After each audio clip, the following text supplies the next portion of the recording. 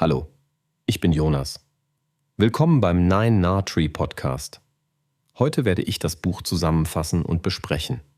Herr Sonneborn bleibt in Brüssel. Neue Abenteuer im Europaparlament entführt die Leser in das humoristische und satirische Universum von Martin Sonneborn, dem bekannten Satiriker, Autor und Europaabgeordneten. Nach dem Erfolg seines ersten Buches, in dem er bereits seine Erfahrungen und Beobachtungen im Europäischen Parlament humorvoll schilderte, legt Sonneborn mit neuen Abenteuern nach. Das Buch liefert einen schonungslos ehrlichen und zugleich äußerst unterhaltsamen Einblick in die politischen und bürokratischen Abläufe der Europäischen Union. Leserinnen und Leser erwartet kein trockener Politikratgeber, sondern eine außergewöhnliche Mischung aus scharfem Witz, feiner Ironie und gesellschaftskritischer Satire. Sonneborn gelingt es, komplexe Prozesse und vermeintlich trockene Themen lebendig und spannend zu erzählen.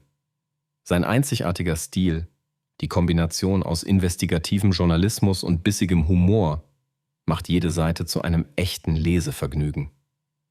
Die Leserinnen und Leser tauchen ein in eine Welt von absurden Sitzungen, seltsamen Gesetzesdebatten und den täglichen Verrücktheiten eines EU-Abgeordneten. Wer sich für Europapolitik interessiert und zugleich Lust auf intelligente, pointierte Unterhaltung hat, kommt bei Sonneborn voll auf seine Kosten. Ich werde Ihnen die wichtigsten Erkenntnisse aus diesem Buch mitteilen. Erstens: Der Alltag im Europäischen Parlament.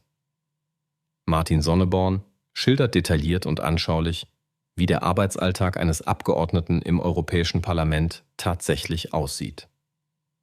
Nicht selten wird der Leser überrascht sein, wie bürokratisch, ineffizient und teils kurios die Abläufe sind. Sonneborn nimmt dabei kein Blatt vor den Mund und konfrontiert die nüchterne Realität mit einer guten Portion Selbstironie. Der Tagesablauf umfasst zahlreiche Ausschusssitzungen, endlose Diskussionen und Abstimmungen, die manchmal mehr Show als tatsächliche Entscheidungsfindung sind. Sonneborn illustriert gekonnt, wie schwierig es ist, im Dickicht der EU-Institutionen durchzublicken. Gleichzeitig ermöglicht er einen Blick hinter die Kulissen. Wer macht die Regeln wirklich? Wie entstehen Gesetzesentwürfe und wie können Einzelne überhaupt Einfluss nehmen? Die manchmal naiven, manchmal übertrieben formalistischen Regularien werden auf die Schippe genommen. Das Bild, das entsteht, ist ein durchaus realistisches, aber dennoch von Humor getragenes Porträt eines Parlaments, das häufig mit sich selbst beschäftigt ist. Eine wichtige Erkenntnis ist auch die Distanz zwischen Bürgern, Abgeordneten und politischen Entscheidungsprozessen. Zweitens: Satire als politisches Werkzeug.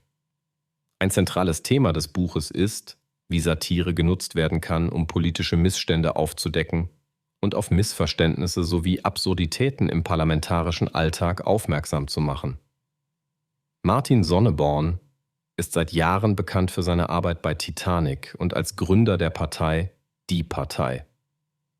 In Brüssel setzt er satirische Mittel gezielt ein, um eingefahrene Strukturen und Rituale im Parlament zu hinterfragen. Seine Reden, Anträge und Öffentlichkeitsarbeit sind oft provokant, aber immer mit einem ernsthaften politischen Kern. Dabei gelingt es Sonneborn, auch Nicht-Insidern komplexe Sachverhalte nahezubringen. Durch seine humorvolle Herangehensweise werden politische Prozesse verständlicher und zugänglicher. Leser erkennen, dass Satire mehr sein kann als bloßes Entertainment. Sie ist ein Mittel der Aufklärung und der politischen Bildung. Sonneborn zeigt, dass auch provokative Aktionen und scheinbar alberne Interventionen im Parlament dazu beitragen, Debatten zu eröffnen und Aufmerksamkeit zu schaffen, wo sonst Gleichgültigkeit herrschen würde. Drittens: Die Rolle des Einzelnen im Machtgefüge. Ein weiteres wichtiges Thema des Buches ist die Frage, wie viel Einfluss ein einzelner Abgeordneter wirklich in einem so großen, komplexen System wie der Europäischen Union besitzt. Sonneborn bespricht offen seine Möglichkeiten und Grenzen, auf Entscheidungen einzuwirken. Er schildert, wie man als Einzelkämpfer politische Themen setzen und mediale Aufmerksamkeit erregen kann, selbst wenn man parteilos oder mit einer Kleinstpartei ins Parlament eingezogen ist. Gleichzeitig beschreibt er auch die Frustrationen, die mit der Arbeit im EU-Parlament einhergehen. Der Einzelne ist häufig gezwungen, sich gegen übermächtige Lobbygruppen und fest eingeschweißte Netzwerke durchzusetzen. Doch durch beharrliche Öffentlichkeitsarbeit, kreative Anträge und geschickte Kooperationen gelingt es Sonneborn, Themen zu setzen, die ohne ihn kaum beachtet worden wären. Diese Perspektive macht Mut. Jeder kann, auch im größten System, zumindest kleine Veränderungen anstoßen, wenn man Durchhaltevermögen und Humor mitbringt. 4. Europäische Identität und Politikverdrossenheit. Sonneborn nimmt sich auch der großen Frage nach der Zukunft der EU und dem Stellenwert europäischer Identität an. Das Buch schildert die Kluft zwischen europäischer Vision und nationalstaatlichem Alltag. Im Europaparlament werden nicht nur technische Gesetze, sondern auch Grundfragen von Demokratie, Transparenz und Zusammenhalt verhandelt. Sonneborns Erlebnisse machen deutlich, warum viele Menschen eine Distanz zur Europäischen Union empfinden und sich von politischen Institutionen entfremdet fühlen. Gleichzeitig motiviert Sonneborn dazu, sich aktiv einzumischen und die Vorteile des europäischen Projekts zu erkennen. Durch seine ironisch-humorvolle Erzählweise wird Politikverdrossenheit humorvoll gebrochen und ein positiver Bezug zur europäischen Idee gestärkt. Gerade in Zeiten politischer Krisen ist diese Botschaft wichtiger denn je, weil sie Mut zum Mitmachen und zum verantwortungsvollen Streit motiviert. Schließlich Medien, Öffentlichkeit und EU-Kommunikation. Ein weiterer wichtiger Schwerpunkt des Buches liegt auf den Herausforderungen der Kommunikation in der Europäischen Union. Sonneborn berichtet aus erster Hand, wie schwierig es ist, komplexe politische Prozesse und Entscheidungen plausibel und medienwirksam zu vermitteln. Gerade weil das EU-Parlament oft als schwer greifbar wahrgenommen wird, besteht die Gefahr, dass wichtige Themen in der öffentlichen Debatte untergehen. Sonneborn analysiert, wie traditionelle Medien, soziale Netzwerke und neue Formen der Öffentlichkeitsarbeit zusammenspielen und beschreibt seine Erfahrung, die Themen europaweit sichtbar zu machen. Durch gezielte Provokationen, pointierte Sketche und aufsehenerregende Aktionen gelingt es ihm, Aufmerksamkeit auf Inhalte zu lenken, die andernfalls unbeachtet blieben.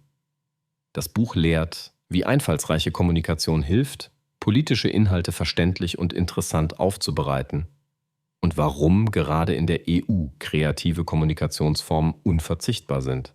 Zusammenfassend: Herr Sonneborn bleibt in Brüssel, richtet sich an alle, die sich für Europa und Politik interessieren, aber auch an diejenigen, die hinter die Kulissen blicken und wissen wollen, wie es im Parlament tatsächlich zugeht. Besonders geeignet ist das Buch für politisch Interessierte, Satireliebhaber und alle, die die Europäische Union aus einer neuen, erfrischend ehrlichen Perspektive kennenlernen möchten. Wer im politischen Tagesgeschehen oft nur Selbstinszenierung und leere Phrasen sieht, findet bei Sonneborn eine humorvolle, aber auch kritische Auseinandersetzung mit den tatsächlichen Herausforderungen und Absurditäten parlamentarischer Arbeit. Der Autor überzeugt nicht nur durch seine brillanten Pointen, sondern auch dadurch, dass er zum Nachdenken anregt und Veränderungsbereitschaft weckt. Leserinnen und Leser profitieren von einem tieferen Verständnis für politische Prozesse sowie einer motivierenden Botschaft. Jeder kann im politischen System einen Unterschied machen, wenn er sich traut, Konventionen in Frage zu stellen und mit Humor und Kreativität für seine Überzeugungen einzustehen. Im Vergleich zu anderen Büchern bietet Sonneborns Werk nicht nur Fakten und Informationen, sondern eine unterhaltsame Reise durch die politische Welt mit vielen Denkanstößen, perfekt für alle, die politische Bildung mit bester Unterhaltung verbinden möchten. Wenn Sie unterstützen möchten. Martin Sonneborn, können Sie das Buch über den Amazon-Link kaufen, den ich in der Podcast-Beschreibung angegeben habe. Lassen Sie mich nach dem Lesen des Buches wissen, was Sie davon halten und teilen Sie Ihre Gedanken mit. Bis bald.